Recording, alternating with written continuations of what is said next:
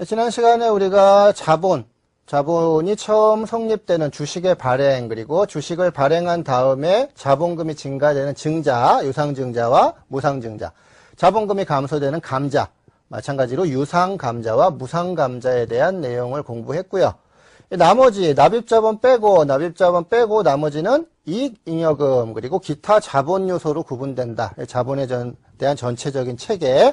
그래서 자본은 납입자본, 이익잉여금, 기타 자본 요소로 구분된다. 지난 시간에 우리가 납입자본에 대한 내용 공부하셨고요. 이번 시간에는 이제 나머지 그 이익잉여금 그리고 기타 자본 요소에 대한 내용들 보도록 하겠습니다.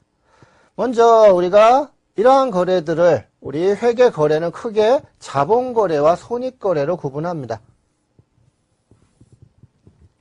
자본거래란 것은 주주와의 거래를 자본거래라고 부릅니다. 주주와의 거래를 자본거래, 그리고 나머지 거래를 손익거래라고 부릅니다.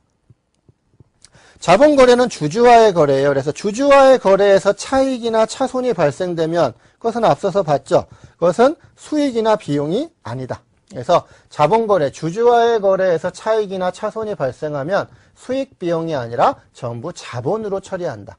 대변에서 발생하면 자본의 가산 항목이 되는 거죠. 뭐 주식 발행 초과금, 뭐 자기 주식 처분이익, 감자 차익, 이런 것들이죠. 이런 것들. 반대로 주주와의 거래에서 차손이 발생해도 그것은 비용이 아니라 또 자본으로 처리한다. 주식 할인 발행 차금, 뭐 감자 차손, 자기 주식 처분 손실, 이런 것들이죠. 그리고 자기 주식도 마찬가지죠. 이런 것들은 자본의 차감 항목이다. 차변에서 발생되는 자본이니까요. 그래서 주주와의 거래를 자본거래라고 부르고요. 이 자본거래에서 발생하는 차익, 차손은 전부 다 자본으로 처리한다. 자본으로, 수익 비용이 아니라. 나머지를 손익거래라고 부릅니다. 손익거래. 이 손익거래에서 발생되는 것이 이제 수익과 비용이 되겠죠. 수익과 비용을 더하기 빼기 해서 나머지가 이익이나 손실이 되는 거죠. 이러한 손익거래의 결과는 일반적으로 손익계산서로 가게 됩니다. 손익계산서. 이것이 수익과 비용이죠. 수익과 비용.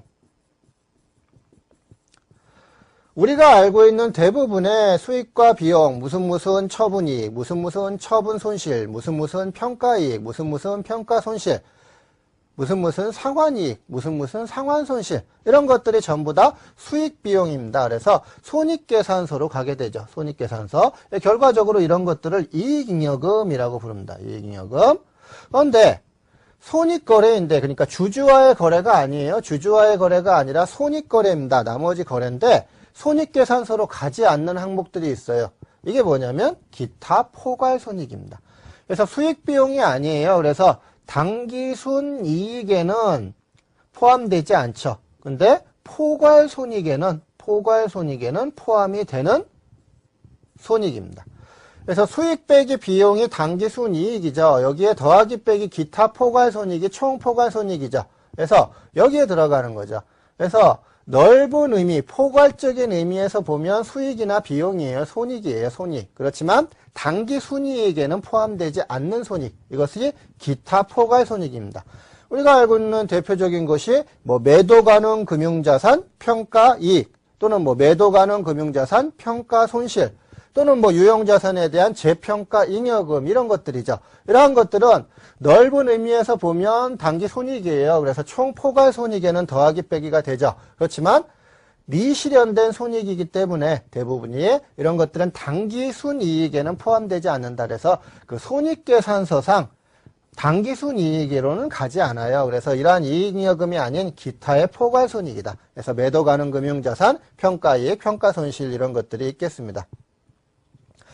그러면 나머지 이제 이익잉여금은, 이 이익잉여금은 또 어디로 가냐면, 이익이 나면 주주한테 배당을 줘야죠. 배당 주면 배당금으로 이제 사회로 유출되는 거죠. 유출되는 거. 나머지는 회사에 적립하게 됩니다. 그래서 이것이 기타 자본 요소에 들어가는 각종 적립금들이 됩니다. 그래서 뭐 이익 준비금이라든지 뭐 기타의 법정 적립금이라든지 임의 적립금이라든지 이런 것들이 되겠고요.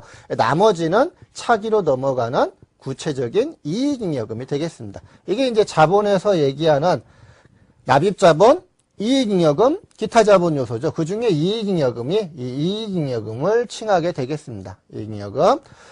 그러면 이 이익잉여금은 각종 배당이나 적립이나 나머지 걸로 처분하게 되는데요. 현재 재무상태표에서는 이익이 났다고 해도 그 이익에 대한 처분은 다음 기에 이루어져요. 그래서 1월부터 12월까지 사업연도다, 회계기간이다.